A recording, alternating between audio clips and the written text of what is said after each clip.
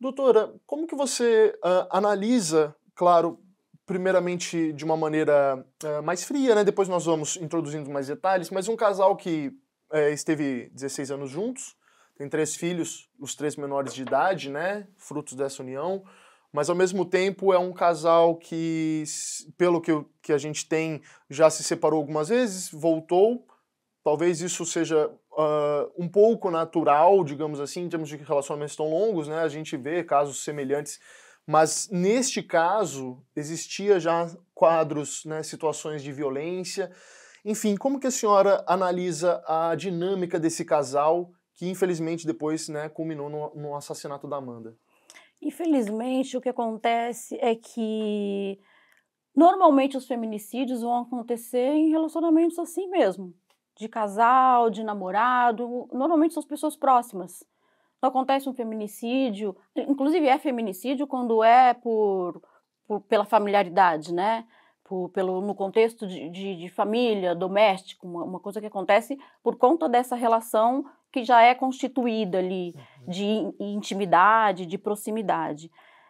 Existem alguns sinais que a gente precisa ficar atento quando se fala em relacionamentos abusivos, tá? Que o feminicídio acaba sendo o final disso, dessa história. Precisa falar mais, o doutor falou, né, sobre o Brasil estar aí numa posição vergonhosa de 5º lugar no mundo em feminicídio, e eu acredito que esse canal como o seu e outros canais que falam sobre feminicídio, sobre a violência doméstica, é o meio da gente tornar isso mais conhecido, essa lei que agora passou a ser mínima de 20 anos, máxima de 40, acho que as pessoas precisam falar mais nisso, as pessoas precisam conhecer, para ver se assim a gente coloca um pouco de medo nessas pessoas. Mas o feminicídio, como eu disse, é o final dessa história. Ela já começou lá atrás, ela já começou com abusos psicológicos, ela já começou com agressões verbais, agressões, às vezes nem chega a uma agressão física. Se a gente for ver o histórico dessa família, nesse caso em especial, já haviam situações de agressões, já houveram separações, idas e vindas, que é muito comum. Em relacionamentos abusivos é muito comum esse morde e assopra, sabe? Esse bate e depois acolhe. Altos e baixos é uma característica de relacionamentos abusivos. A gente estudando o comportamento humano, a gente percebe esses relacionamentos que se constituem mesmo como relações abusivas, eles têm um modus operandi, eles têm umas fases que quando a gente chega a identificar de fato que é uma relação abusiva, a gente vai fazendo a linha do tempo dessa relação e todas elas têm mais ou menos um padrão de comportamento. A gente separa isso em 4 etapas, que é a primeira que a gente chama de idealização, ou a mais conhecida como lua de mel ou love bomb, Assim, lua de mel acho que é um termo bem que conhecido todo nesse mundo aspecto, sim. conhece. Depois vem a fase do isolamento, se for o caso a gente pode adentrar um pouco mais a cada uma delas, e depois vem a pior e a mais duradoura, em geral, que é a da depreciação, que é onde começam as humilhações, as agressões verbais, as agressões Aí, psicológicas. doutor, essa fase, por exemplo, só até para a gente entender um pouquinho melhor, acontece quando um dos cônjuges já volta a ter a confiança, a ter uma ligação mais forte. Depois da lua de mel, dessa fase que Isso. isso acontece, a depreciação, e aí esse relacionamento vai se tornando tóxico, abusivo e por aí vai. Isso.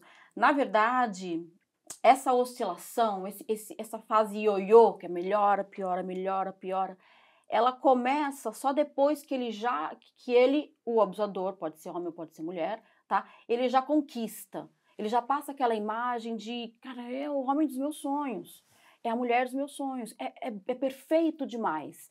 Ela é caracterizada, essa fase de lua de mel, pela intensidade e pela velocidade. É tudo muito over. Exemplos, você é a mulher da minha vida, eu nunca senti isso por ninguém, né? Não significa que quando a gente ouve isso de um homem, é porque vai viver uma relação abusiva, mas tudo que é demais, já é um ditado antigo, né? Tudo que é demais, a gente precisa ficar atento. E é com muita velocidade. Rapidamente já estão morando juntos, já estão casando. E por quê? Porque essa máscara não se sustenta por muito tempo. Né? Em geral, precisa ser rápido essa fase da conquista, para depois isolar, e aí depois a máscara cai, que vem o momento da depreciação. Muito bem. Para a gente entender um pouquinho mais sobre esse caso, eu vou chamar um mapa, porque eu acho que também é importante para a gente entender um pouco mais sobre a localidade. A parte geográfica sempre é um recurso interessante que nós temos aqui no canal, o costume de trazer, né, para nossa discussão, é claro, e também para nossa audiência. Eu vou pedir para a produção, por gentileza, colocar um mapa para a gente. Pois bem, a gente vê aí o estado de São Paulo em destaque, né, o nosso país, Brasil. Nós vamos nos aproximando. Olha, esse crime acontece em Osasco, né? Muito próximo aqui, onde nós estamos aqui em São Paulo, né? Sabe que essa questão, né, da localização, bacana para a gente ter uma ideia de onde aconteceu e tal, mas infelizmente, ou felizmente, não sei, não consigo nem dizer, eh, colocar em categoria isso, mas não tem uma condição específica. Não tem a ver a classe social, a classe econômica, intelectual. Qualquer pessoa está sujeita a viver um relacionamento abusivo. Existem sim algumas características que tornam a pessoa mais suscetível, mas isso acontece em qualquer lugar. Não, é boa até a sua observação, doutora, principalmente, por exemplo, filhos também não interferem ou não, enfim, a gente vê, né, casais com muito tempo de relacionamento, ou seja, essa situação abusiva pode surgir depois de alguns anos ou é comum já logo no começo surgirem alguns resquícios? Sempre tem um sinal. É? Uhum. Sempre começa, mas começa de uma maneira mais velada, mais sutil. E como o começo foi muito bom, muito perfeito, a pessoa que vive essa relação, ela vive naquela expectativa de um dia voltar ao que era. E aí, em geral, as pessoas que estão no lugar da vítima, nessa relação abusiva, ela se sente culpada. O que que eu fiz de errado para que ele se tornasse esse monstro? Uhum. Né? Por que que eu não estou conseguindo manter aquela pessoa? Porque ela existe, ela existiu em algum momento. Então, ela vai naquela tentativa sempre de que vai voltar, né? Uhum. E esse movimento realmente acontece. Ele faz alguma coisa, agride, xinga, humilha, e depois ele agrada de alguma forma, compra um presente, ou sai para jantar, então fica esse ciclo, né? Uhum. E a pessoa não consegue sair. Nesse caso, você acredita que a pessoa que seria a vítima, nesse caso a gente pode conjecturar que seria a Amanda uma pessoa de autoestima muito baixa? Por se permitir viver uma coisa assim? Em geral, é uma das características da vítima, é uma das características do perfil da vítima. Dependência emocional, às vezes, baixa autoestima, mas não necessariamente ela era assim. Uhum. Às vezes as pessoas já têm essa característica e se tornam mais suscetíveis a entrar em relacionamentos assim.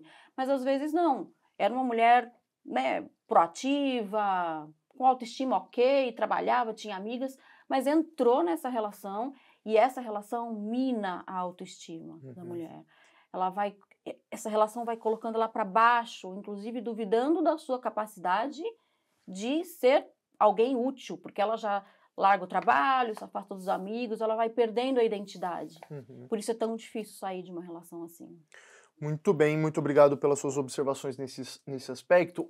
Antes da gente agora retomar a conversa também com o Dr. Glauber para entender um pouco das qualificadoras e alguns detalhes desse crime, para a gente abordar um pouco mais essa situação, né, o assassinato provocado pelo ex-marido Carlos, nós vamos chamar a linha do tempo. Eu acho que também é um recurso interessante que nós temos para a gente entender um pouquinho de como se deu, né, esse caso. Olha, na segunda-feira, dia 19 de maio, a bartender e organizadora de eventos Amanda Almeida desaparece enquanto ela estava voltando para sua casa no município de Osasco, aqui na Grande São Paulo. Olha, em seguida, na quarta-feira, dia 21, o ex-marido de Amanda, o Carlos Ribeiro, ele foi preso após confessar que a matou. Carlos revelou que ele estrangulou a ex-esposa e depois se livrou do corpo com a ajuda do seu irmão, o Fernando Ribeiro. Ao investigar a câmera de segurança do prédio onde Amanda morava, a Polícia Civil do Estado de São Paulo encontrou um vídeo onde Carlos e Fernando carregam o cadáver de Amanda enrolado em um lençol.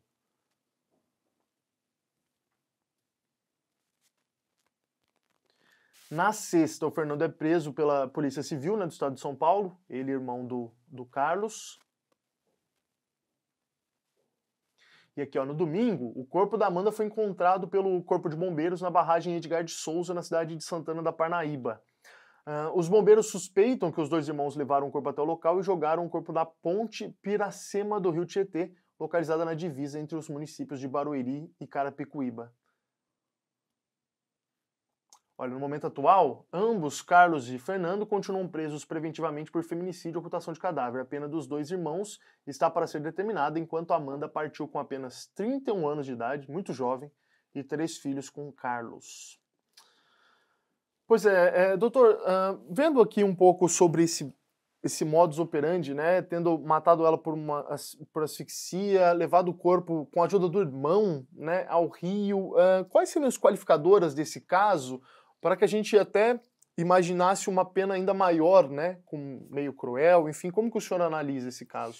Bom, vamos destacar alguns pontos aqui. Primeiro, a pena mínima nesse caso, ela vai partir de 20 anos, pena mínima. Não é fácil, assim, enquadrar as tipificações das qualificadoras. Isso vai ficar a cargo do Ministério Público, qual vai oferecer a denúncia contra o marido e contra o irmão dele.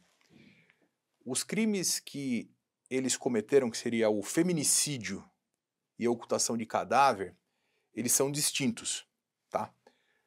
Nesse caso, eu acredito que, pelo menos do que se vê agora, porque as investigações estão, salvo engano, tramitando ainda, seria o feminicídio, o motivo torpe, o meio cruel e talvez seriam essas qualificadoras, tá? Que aí a pena vai ter um aumento considerável, passando aí de 30 anos e pouco.